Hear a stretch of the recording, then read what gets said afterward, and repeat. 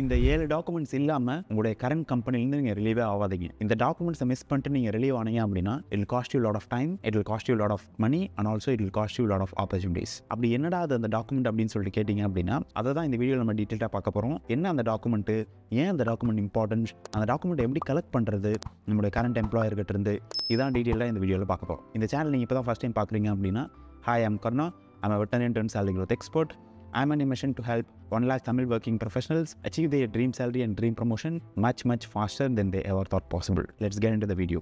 Document number 1, full and final settlement. இது என்ன cover ஆகும் அப்படின்னா உங்களுடைய சேலரி, உங்களுடைய போனஸஸ், உங்களுடைய லீவ் என்கேஷ்மெண்ட், இது எல்லாமே கவர் ஆகும்.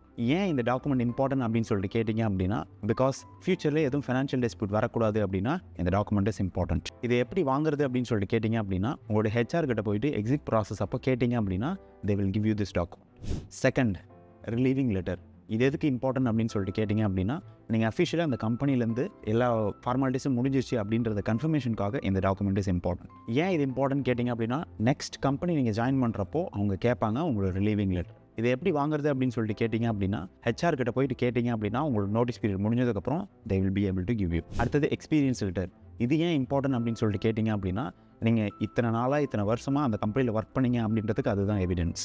ஏன் இது இம்பார்ட்டன்ட் அப்படின்னு சொல்லிட்டு கேட்டிங்க அப்படின்னா ஃபியூச்சர் ரோல்ஸ்க்கு இதுதான் உங்களுடைய கிரெடிபிலிட்டி பில்ட் பண்ணும். எப்படி வாங்குறதுன்னு கேட்டிங்க அப்படின்னா உங்கள் ஹெச்ஆர் கிட்ட லாஸ்ட் ஒர்க்கிங் டே அப்போ கேளுங்க, they will be able to give you. Number 4, salary slips.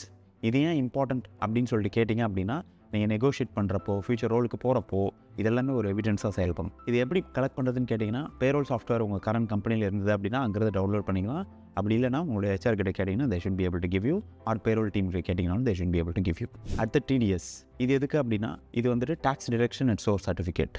ஏன் இம்பார்ட்டன்ட் கேட்டிங்க அப்படின்னா ஐடி ஃபைல் பண்ணுறதுக்கு இந்த TDS document especially form 16 is important. எப்படி வாங்குறதுன்னு கேட்டிங்கன்னா உங்களுடைய ஃபினான்ஸ் டீம் கூடயோ அக்கௌண்ட்ஸ் டீம் கூடயோ கேட்டிங்க அப்படின்னா they will be able to give you. அடுத்தது பிஎஃப் டீட்டெயில்ஸ். இது எதுக்கு அப்படின்னு சொல்லிட்டு கேட்டிங்க அப்படின்னா உங்களோட பிஎஃப் அக்கௌண்ட்டை பற்றி ஃபுல் டீட்டெயில்ஸ் இருக்கும். இதில் இதை நீங்கள் எப்படி கலெக்ட் பண்ணுறதுன்னு சொல்லிட்டு கேட்டிங்க அப்படின்னா நீங்கள் எதர் ஆன்லைனில் இபிஎஃப்ஓ அப்படின்ற ஒரு லாகின் கிரியேட் பண்ணிட்டீங்க அப்படின்னா அதுலேருந்து கலெக்ட் பண்ணிக்கலாம். இல்லை உங்களோட ஹெச்ஆர் டீம் கேட்டிங்கனாலும் they will be able to get you. மெயினாக அது எதுக்கு இம்பார்ட்டன்ட் அப்படின்னு சொல்லிட்டு கேட்டிங்க அப்படின்னா உங்களுடைய பணம் எதனா வித்ட்ரா பண்ணுறீங்க பிஎஃப் அக்கௌண்ட்லேருந்து, இல்லை வேறு ட்ரான்ஸ்ஃபர் பண்ணுறீங்க பிஎஃப் அக்கௌண்ட்டை வந்துட்டு வேறு கம்பெனி மூலப்போ ட்ரான்ஸ்ஃபர் பண்ணுறீங்க அப்படின்னா இந்த பிஎஃப் டீட்டெயில்ஸ் ஆர் இம்பார்ட்டன்ட். அடுத்தது நோ டியூ சர்டிஃபிகேட். இது எதுக்கு அப்படின்னா உங்கள் சைட்லேருந்து எந்த ஆப்ளிகேஷனும் இல்லை, நீங்கள் எல்லாம் பர்ஃபெக்டாக இருக்கீங்க அப்படின்றத கன்ஃபார்ம் பண்ணுறது தான் இந்த no due certificate. there is no dues from your side அப்படின்றதுக்காக. இது எதுக்கு அப்படின்னா ஃபியூச்சரில் லீகல் ப்ராப்ளம் இல்லைனா வந்துட்டு ஃபினான்ஷியல் எதனா இஷ்யூஸ் வரதை அவாய்ட் பண்ணுறதுக்காக இந்த no due certificate is important.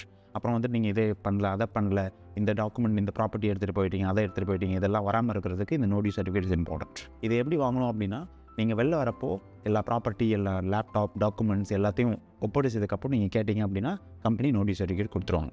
இதெல்லாம் ஓகே, பட் ஆனால் எனக்கு ஜாப் சர்ச்சே எப்படி பண்ணுறதுன்னு தெரியல, இன்டர்வியூ கால் வர மாட்டேங்குது, இன்டர்வியூ வந்தாலும் எனக்கு கிராக் பண்ண முடியல, 6 நாள் வந்து சேலரி நெகோஷியேட் பண்ண முடியல, சேலரி ரொம்ப கம்மியாக கோட் பண்ணுறாங்க அப்படின்னு நினச்சிங்க அப்படின்னா உங்களுக்கு ஜாப் சர்ச் ஸ்கில்ஸ் இல்லை அப்படின்னு அர்த்தம். இந்த ஜாப் சர்ச் ஸ்கில்ஸில் நீங்கள் மாஸ்டர் பண்ணணும் அப்படின்னா நான் ஃப்ரீயாக ஒரு மாஸ்டர் கிளாஸ் கண்டக்ட் பண்ணுறேன். அந்த master class per salary doubling master class அப்படின்னு சொல்லிட்டு this is only for Tamil working professionals. நீங்கள் தமிழ் ஒர்க்கிங் ப்ரொஃபஷனல் இருந்தீங்க அப்படின்னா make sure you click on the link below, டிஸ்கிரிப்ஷனில் கொடுத்துருக்கேன். அந்த மாஸ்டர் கிளாஸ் அட்டன் பண்ணுங்கள். I will see you inside the master class. அடுத்த லெவலுக்கு நீங்கள் போனோம் அப்படின்னா இந்த 2025 ஒரு பெஸ்ட் இயராக நீங்கள் மாற்றணும் அப்படின்னு சொல்லி நினச்சிங்க அப்படின்னா I have created a 30-day challenge for you. இந்த 30 days இதை கன்சிஸ்டண்ட்டாக பண்ணீங்க அப்படின்னா this will be your best year. அந்த வீடியோ நான் இங்கே மேலே அட்டாச் பண்ணியிருக்கேன், செக் பண்ணிக்கோங்க. I will see you inside the next video and also I will see you inside the master class.